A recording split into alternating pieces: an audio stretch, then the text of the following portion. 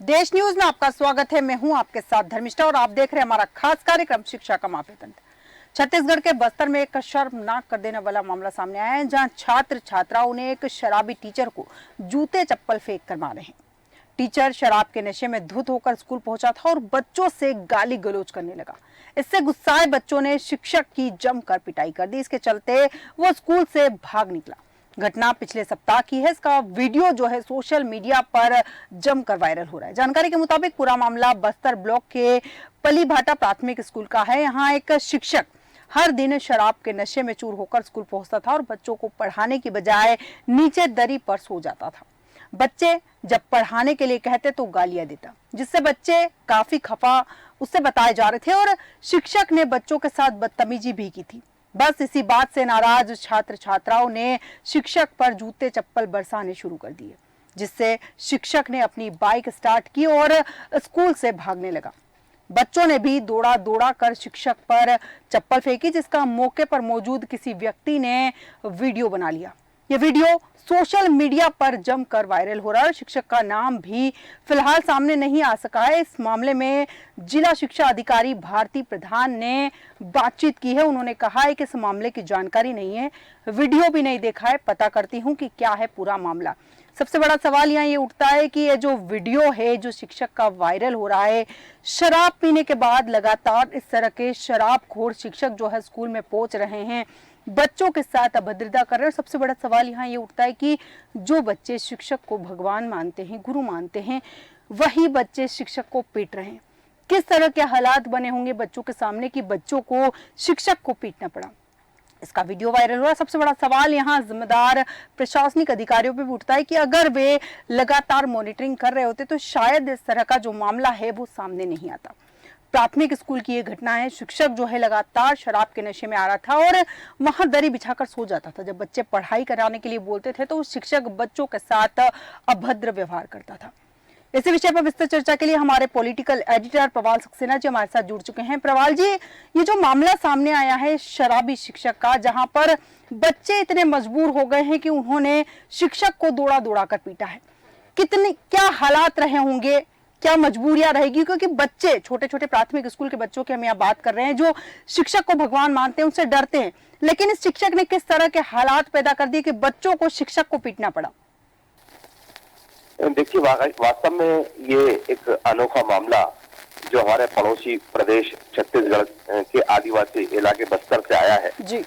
वहाँ का ब्लॉक है कि पल्ली भाटा, वहाँ पर एक प्राथमिक शाला है जहाँ पर एक शिक्षक जिनको कि जैसा आपने कहा कि बच्चे ईश्वर समान मानते हैं, गुरु गोविंद दाऊ खड़े काके लागो पाऊं, बलिहारी गुरु आपकी गोविंद जी बताऊं, तो जिस को गोविंद से बड़ा माना है वो शिक्षक अगर अपने शासकीय विद्यालय में जी न केवल शराब पी के आएगा बल्कि बच्चों के साथ गाली गलौज करेगा और इतनी ज्यादा लापरवाही कि भाई दरी बिछाकर बैठना, जब बच्चे पढ़ाई करके तो उनके साथ अभद्र व्यवहार करना और उनके बीच में ही रह के जब अति हो गई तो बच्चों ने, जो छोटे बच्चे थे उनमें लड़की लड़के दोनों हैं शामिल, उन्होंने पत्थर उठाए और उनके ऊपर मारना शुरू कर दिया।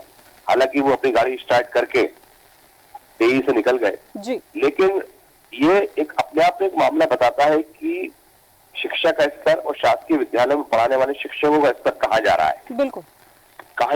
एक तरफ हम विश्व गुरु भारत को बनाने की बात करते हैं और वहां के शिक्षकों का ये आचरण हुआ तो इससे दुर्भाग्य की बात कुछ हो नहीं सकती। बिल्कुल। ये वास्तव में हम सब इस शिक्षा विभाग के लिए, सबके लिए चिंता का विषय है और निंदा का विषय भी है। बिल्कुल बिल्कुल प्रवाल जी, बहुत सही बात कही आपने कि ये चिंता का विषय भी है और निंदा का विषय भी है। यहाँ पर एक चीज और जानना चाहूंगी, बच्चों के सब्र का जब बांध टूटा तो बच्चों ने पत्थर उठा लिए, चप्पल जूते से शिक्षक की पिटाई की। सबसे बड़ा सवाल यहाँ ये उठता है कि आसपास रहने वाले जो ग्रामीण हैं, समाज सेवी है, जो समाज को सुधारने का दम भरते हैं, या फिर इन बच्चों के अभिभावक, क्या उनकी जिम्मेदारी नहीं बनती थी कि शिक्षक के खिलाफ संज्ञान ले या फिर संबंधित अधिकारी को इनकी शिकायत दर्ज करवाए? रूप से ये समाज का एक बहुत बड़ी नैतिक जिम्मेदारी भी है कि वो आसपास जो हमारे विद्यालय हैं या हमारे अस्पताल हैं या दूसरी शासकीय चीजें हैं उन पर भी उनकी नजर होना चाहिए, वहाँ क्या गतिविधियां चल रही हैं और खासकर बच्चों को जहाँ पर वो शिक्षा का सबसे बड़ा केंद्र है, जहाँ से उनकी नींव पड़ रही है शिक्षा के क्षेत्र में, और वो जहाँ से अपनी शुरुआत, भविष्य की शुरुआत कर रहे हैं, जी वहां पर भी अगर उनको ऐसे शिक्षक मिलेंगे तो उससे बड़ी दुर्भाग्य की बात बच्चों के लिए और समाज के लिए हो नहीं सकती। बिल्कुल। तो ये आस पड़ोस में रहने वाले पंच सरपंच से लेकर जनप्रतिनिधियों और जो जागरूक नागरिक हैं उनकी भी नैतिक जिम्मेदारी है कि वो समय समय पर आगे अवलोकन करें, बल्कि देखें कि उनके बच्चे जिनके हाथों में है वो क्या पढ़ा रहे हैं, क्या लिखा रहे हैं। बिल्कुल। लेकिन समाज के अंदर जो एक नीरसता आई है और जिस तरह से समाज सो गया है, इसी का लाभ उठा के ऐसे शिक्षक लोग जो है और या कोई भी हो वो निरंकुश होता है और वो अपनी मनमानी को उतराता है। मनमानी की हद है। एक शिक्षक जो है नियमित नशा करके, शराब का नशा करके स्कूल आ रहा है और स्कूल में बच्चों के बीच में सो रहा है, उनके साथ गाली गलौज कर रहा है और माता पिता अभिभावक जो है शांत है। बिल्कुल। ये भी कहीं ना कहीं पालकों के लिए और सामाजिक संगठनों के लिए और नागरिकों का भी के लिए भी सोचनीय विषय है कि बच्चों के भविष्य की चिंता पर कहीं ना कहीं प्रश्न लगता है। बिल्कुल बिल्कुल, बहुत सही बात कही यहाँ पर आपने कि यहाँ पर जो जिम्मेदार हैं, जो सामाजिक कार्यकर्ताओं की बात करें या फिर बच्चों के अभिभावकों की बात करें, यहाँ पर प्रवाल जी आपको क्या लगता है कि बच्चों के जो अभिभावक है कहीं ना कहीं लापरवाह हो जाते हैं? क्योंकि प्राथमिक स्कूल की हम बात कर रहे हैं, सरकारी स्कूल है, गरीब तबके के बच्चे वहां पढ़ने आते हैं, माता पिता दिहाड़ी मजदूरी होंगे, बच्चों को स्कूल भेजने के बाद वो बेपरवाह हो जाते हैं, अपनी मजदूरी पे चले जाते हैं। उनको भी ध्यान रखने की जरूरत है। आपको क्या लगता है कि उनका भी नैतिक दायित्व बनता है कि स्कूल में जाकर चेक तो कम से कम करे कि जो शिक्षक उनके बच्चों को संभाल रहा है वो सही है या नहीं, बच्चों को पढ़ा रहा है या नहीं, ये दायित्व माता पिता भी तो निभाएं। देखिए धर्मिष्ठा, इस टाइप की बातें हैं जो पिछड़े हमारे इलाके हैं, खासकर छत्तीसगढ़ में जो आदिवासी बाहुल्य क्षेत्र है, बस्तर वगैरह, यहाँ पर लोगों को कहा जाता था कि अगर आपको सजा देना है तो आपको ट्रांसफर कर दिया जाएगा जी। तो आज वो इलाके वाकई में वो उन इलाकों को सेकंड कैटेगरी माना गया और वहां पर भी जो है वो आदिवासी बाहुल्य क्षेत्र में भी जो सरकारी स्कूल है उनकी स्थिति किसी से छिपी नहीं है, काफी दयनीय स्थिति। हालांकि उसके नाम पर लंबा एक बजट भी आता है, लेकिन बजट कहाँ चले जाता है, कागजों में ही आता है, कागजों में खत्म हो जाता है। कभी उनकी छत गिरती है, कभी पंखे नहीं है, कभी लाइट नहीं, कभी पानी नहीं है, कभी आप देखा होगा बच्चे खुद अपनी क्लास झाड़ू से साफ कर रहे हैं, बर्तन साफ कर रहे हैं। एक दैनिक चीज हो चुकी है, पढ़ाई के अलावा सब कुछ हो रहा है। तो ये एक बड़ा चिंता का विषय है और इस पर सामाजिक संस्थाओं को, खासकर सरकार में बैठे जनप्रतिनिधि, चाहे पंच हो, चाहे सरपंच हो, चाहे पार्षद हो, तमाम लोगों को आगे आना पड़ेगा और उनको देखना पड़ेगा कि हमारी जो व्यवस्था है, अगर स्कूल है तो स्कूल में छत है कि नहीं है, बिल्कुल पंखे चल रहे हैं कि नहीं चल रहा है, टाट पट्टी है कि नहीं है, ब्लैक बोर्ड सही है कि नहीं है, बच्चों के पास किताबें, गणवेश और बस्ते हैं कि नहीं है, बिल्कुल जूते चप्पल है कि इनके नाम पर सब सरकार दे रही है, बिल्कुल, लेकिन उन तक पहुंच पा रहा। फिर फसल बात है जो हाथों में बच्चे का भविष्य है वो सुरक्षित है कि नहीं है। वो शिक्षक कैसे है, आज तो वो शराब पी के कल वो बच्ची के साथ कोई भी घरेलू हरकत भी कर सकता है। तो ये तमाम चीजों पर आखिरकार समाज को तो जागरूक होना पड़ेगा ना, पालकों को देखना पड़ेगा। वो आदिवासी क्षेत्र में मेहनत मजदूरी करने, दिहाड़ी मजदूरी करने चले जाते हैं, तो उनके सर पे किसका साया है।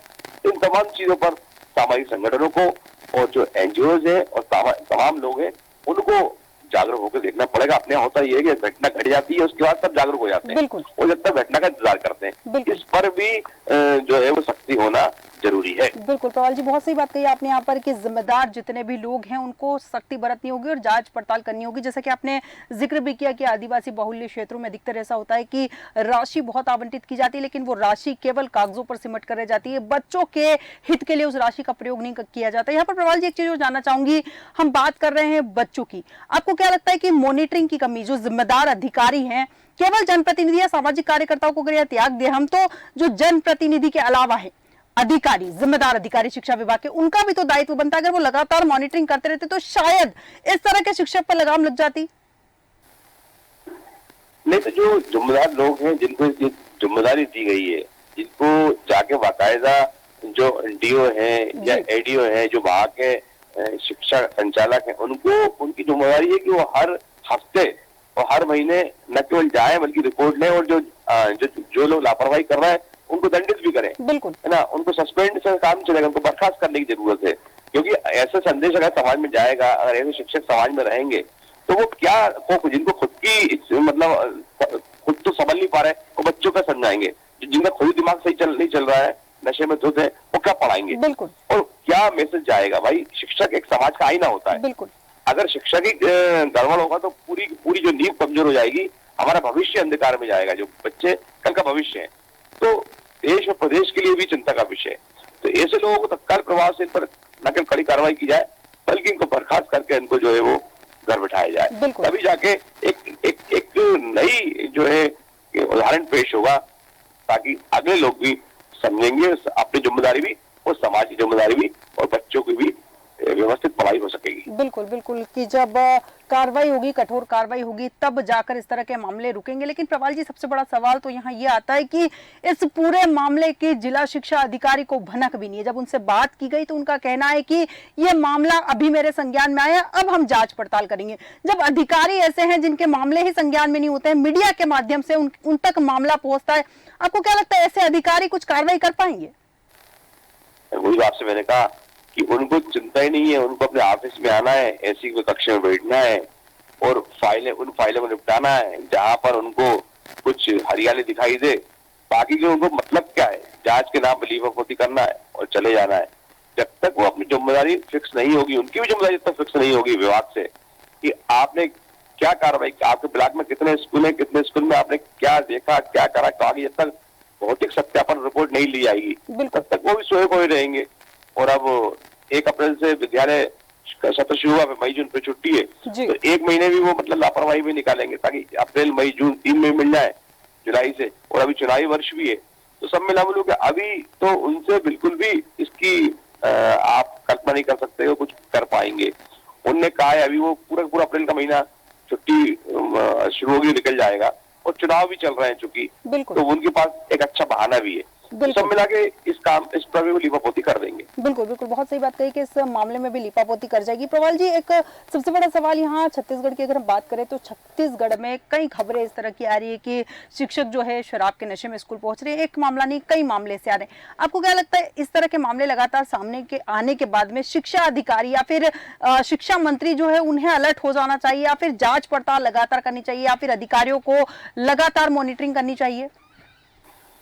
देखिए, मैं आपको एक बार बताऊं कि जो आदिवासी बाहुल्य क्षेत्र हैं, वहां पर एक परंपरा सी है, ये एक अच्छी शराब की परंपरा है, घरों घर भट्टी चलती रहती है। देखिए, इस बहुत बड़ा इस पे बड़े आंदोलन की जरूरत है। सबसे पहले तो नशा मुक्ति को लेकर बड़े आंदोलन की जरूरत है, उनमें जन जागृति की जरूरत है, उनको समझाने बुझाने की जरूरत है कि समय के साथ अब उनको बदलना पड़ेगा। वो गया समय, अब उनको थोड़ा सा जो जिस तरह की सरकारों की तरफ सुविधाएं मिल रही है, उनको थोड़ा सा न केवल शिक्षित होना पड़ेगा बल्कि हाईटेक होने की जरूरत भी है। और उनको इस बुराई को खत्म करना पड़ेगा। जब ये बुराई वो घर में खत्म करेंगे, तब जाके अपने स्कूल और कॉलेज में और अन्य जगहों पर वो इस पर करेंगे। और कुछ लोग वास्तव में इस पर काम भी कर रहे हैं। हम बिल्कुल ये नहीं कह सकते काम नहीं हो रहा, पर जो काम कर रहे हैं उनका काम की गति बहुत धीमी है। तो इस पर भी एक बड़े जन जागरण की जरूरत है। तब ये हुआ, हर सबके को, मीडिया को, सबको आगे इसमें आना पड़ेगा, तब जाके कुछ बात बन पाएगी, और तभी सरकारी संस्थाओं का भी कायाकल्प हो सकेगा। बिल्कुल बिल्कुल, बहुत सही बात कही आपने कि सरकारी संस्थाओं का कायाकल्प हो सके। काम हो रहा है, लेकिन उसकी गति, बहुत सही कहा आपने कि बहुत धीमी है, क्योंकि जिस धीमी गति से फिलहाल शिक्षा व्यवस्था जो है गति पकड़ रही है, उसकी रफ्तार काफी धीमी है। इस रफ्तार के साथ हमारा देश जो है, जिस पर हम लगातार विश्व गुरु बनने की बातें कर रहे हैं, इस तरह की शिक्षा व्यवस्था कहीं ना कहीं उसे ध्वस्त करने का काम कर रही है। प्रवाल जी, एक चीज और जानना चाहूंगी आपसे, आपको क्या लगता है कि ऐसी क्या कार्रवाई की जा सकती है, या फिर शिक्षकों की ट्रेनिंग में ऐसी कोई चीज जोड़ी जा सकती है जिससे कि ये शिक्षक जो है लापरवाही करना बंद कर दे? क्योंकि लगातार शराब के नशे में आ रहे हैं, सो रहे हैं, वो तो ठीक है, लेकिन अगर शराब के नशे में किसी बच्चे को पीट दिया या किसी बच्ची के साथ कुछ गलत कर दिया, तो जिम्मेदारी उस वक्त कोई नहीं लेगा। देखिए, इस मामले में तो एक बड़ी नजीर बनना चाहिए, कोई ऐसी कार्रवाई हो जो नजीर बने।